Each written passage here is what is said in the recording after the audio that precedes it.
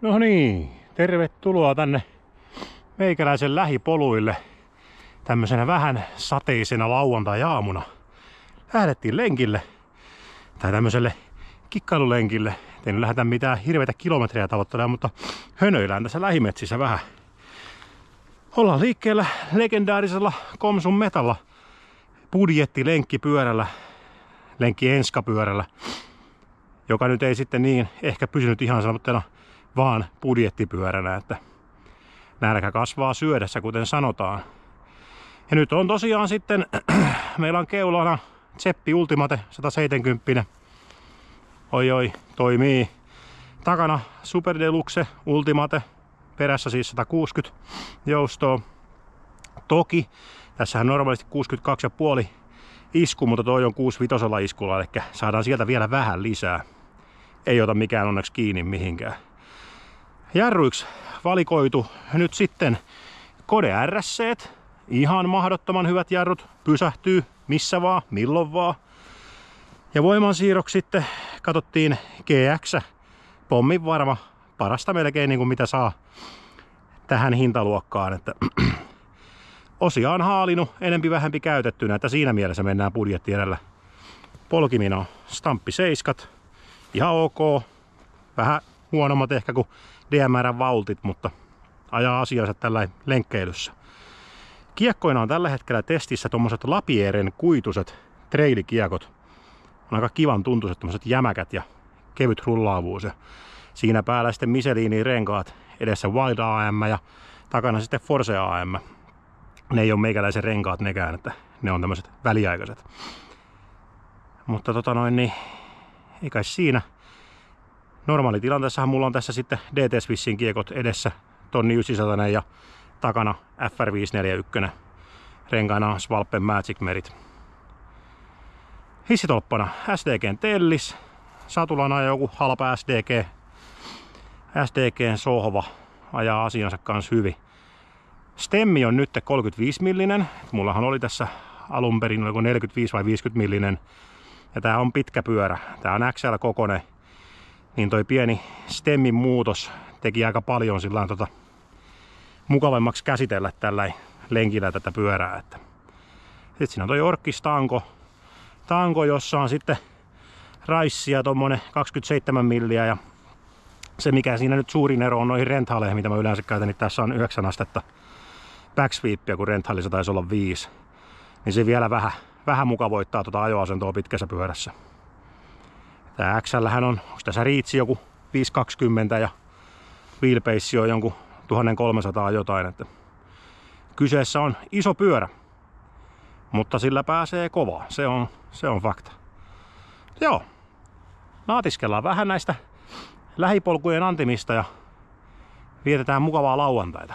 Ja boy!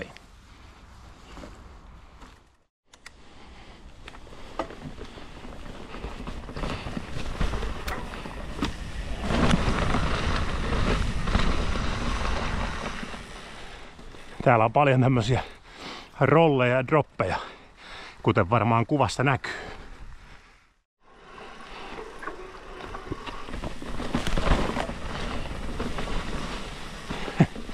Vähän on liukasta. Kalliot on kuin jäätä.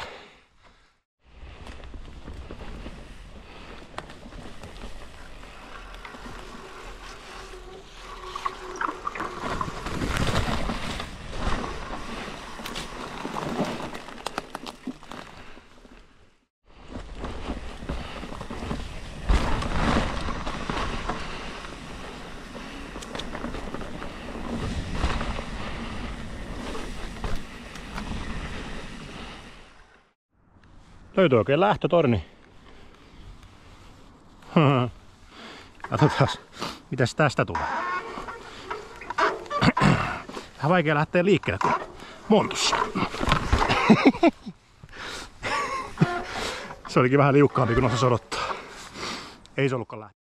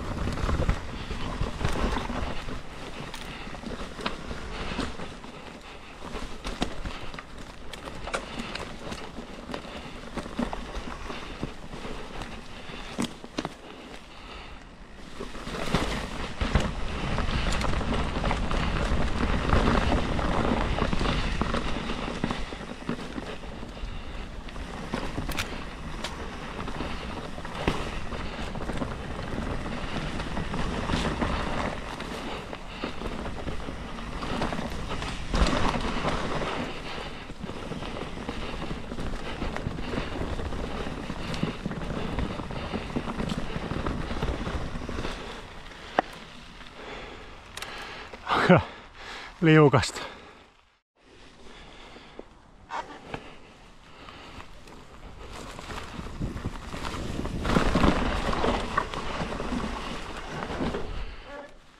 Pikku droppi. Siisti. Ei se ole niin pieni, on siinä varmaan 1,5 metriä äkkiseltään.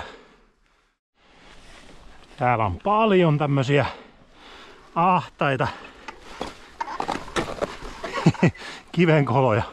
Sitä joutuu vähän pompottamaan, että pääsee läpi.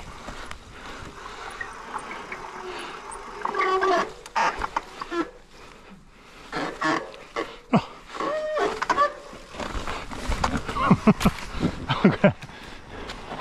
Hölmöjä hommaa näillä liukkauksilla. Taas löytyi hieno trial-kivi. Kuivankelin aikaan tosta reunasta voisi yrittää tulla ylös ja sitten voisi koittaa pompottaa tossa, että tästä sitten alas. Oi kauhe. Pitkä pyörä.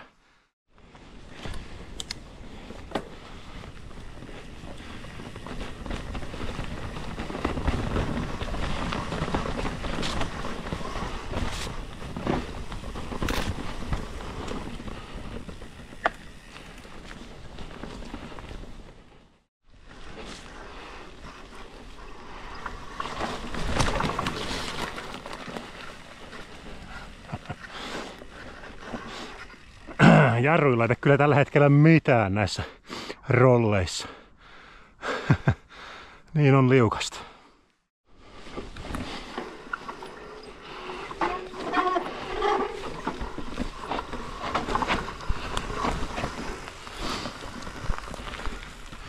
Pieniä kivoja rolleja. Mitä riittää?